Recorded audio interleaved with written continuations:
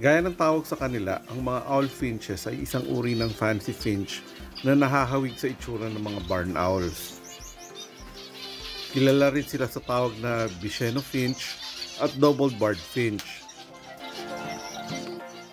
Di masyado makulay ang mga ibon na ito kagaya ng ibang mga Australian finches, pero ang personality ng mga ibon na ito ay nakakatuwa kaya maganda pa rin silang alagaan.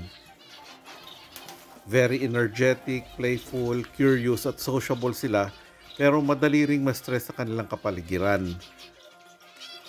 Ang average lifespan nila ay 5 to 8 years, kaya matagal-tagal na rin yan para sa mga finches.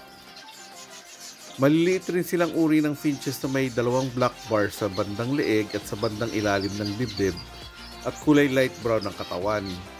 Brown rin yung mga pakpak nila na may maliliit na puting dots.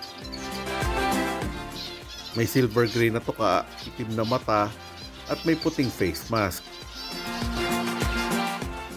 Hindi sila sanay sa lamig at mahangin na lugar at mas komportable pa rin sila sa mas mainit na panahon.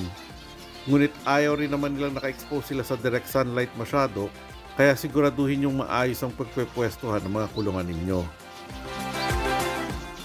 Seeds rin naman ang mga kinakain nila, pero mas mabuti pa rin bigyan ng gulay paminsan-minsan gaya ng carrots, pechay, sprouted seeds, o malunggay, at kailangan pa rin nila ng cuttlebone o grits as source of calcium. Egg food at mealworms naman ang pwedeng source ng protein nila, lalong-lalo na pag kinukondisyon na sila sa pagbe-breed.